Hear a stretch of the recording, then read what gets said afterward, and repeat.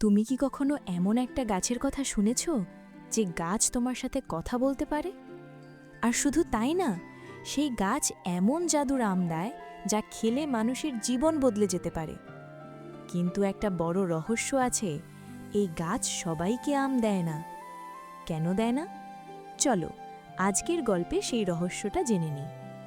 সবুজে ঘেরা এক সুন্দর গ্রাম, পাখির ডাক, নদীর মিষ্টি শব্দ আর শীতল হাওয়ায় ভরা সেই গ্রামটিতে থাকত এক ছোট্ট ছেলে, রাফি। রাফি ছিল খুবই ভালো মনের ছেলে। সে প্রতিদিন সকালে মাকে কাজে সাহায্য করত, তারপর বন্ধুদের সাথে খেলতে যেত। গ্রামের সবাই তাকে খুব ভালোবাসত। একদিন বিকেলে রাফি নদীর ধারে একা একা হাঁটছিল। হঠাৎ তার চোখে পড়ল একটা অদ্ভুত জিনিস। মাটির ওপর পড়ে আছে একটা ছোট্ট বীজ, কিন্তু সেটা হালকা সোনালি আলো ছড়াচ্ছে। রাফি অবাক হয়ে বলল, এটা কেমন বীজ? এমন তো আগে কখনো দেখিনি। সে বীজটা সাবধানে তুলে নিল এবং বাড়িতে নিয়ে এলো। রাতে সে মাকে বলল, মা, আমি একটা জাদুর মতো বীজ পেয়েছি, আমি এটা লাগাতে চাই। মা হেসে বললেন, ঠিক আছে, লাগাও। ভালোবাসা দিয়ে যত্ন নিলে গাছও তোমার বন্ধু হয়ে যাবে। রাফি খুব খুশি হল। সে উঠানে একটা ছোট্ট গর্ত করে বীজটা পুঁতে দিল। প্রতিদিন সকালে সে পানি দিত আর বলতো, তুমি তাড়াতাড়ি বড় হও, আমি তোমার বন্ধু হব। দিন কেটে গেল। একদিন সকালে ঘুম থেকে উঠে রাফি অবাক হয়ে গেল। ছোট্ট বীজটা রাতারাতি বিশাল একটা গাছে পরিণত হয়েছে। গাছের ডালে ঝুলছে অসংখ্য সোনালি আম, যেগুলো সূর্যের আলোয় ঝলমল করছে।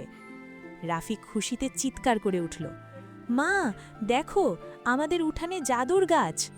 সে একটা আম পেড়ে খেতে গেল। হঠাৎ, ধন্যবাদ রাফি। রাফি চমকে উঠে চারদিকে তাকালো। কে কে কথা বলছে? গাছটি মিষ্টি কণ্ঠে বলল, আমি, এই গাছ। তুমি আমাকে ভালোবেসে যত্ন নিয়েছ, তাই আমি জাদুর গাছে পরিণত হয়েছি। রাফি অবাক হলেও খুশি হল। গাছটি বলল, আমি তোমাকে জাদুর আম দেব, কিন্তু মনে রেখো, এই আম শুধু ভালো মনের মানুষের জন্য। রাফি বলল, আমি বুঝেছি, আমি সবাইকে সাহায্য করব। রাফি প্রথমে তার অসুস্থ প্রতিবেশী দাদুর কাছে একটা আম নিয়ে গেল।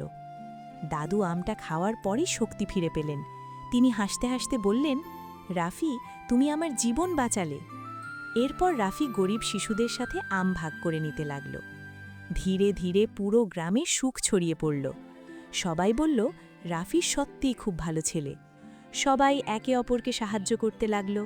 হাসি, আনন্দ আর শান্তিতে ভরে উঠল পুরো গ্রাম। আর সেই জাদুর আম গাছ প্রতিদিন আরও উজ্জ্বল হয়ে উঠতে লাগল। রাফি গাছের দিকে তাকিয়ে মুচকি হেসে বলল, তুমি শুধু গাছ না, তুমি আমাদের ভালোবাসার শক্তি। ভালোবাসা আর দয়া মানুষকে বদলে দিতে পারে। লোভ কখনো সুখ দেয় না, কিন্তু ভালো কাজ সব সময় ফল দেয়।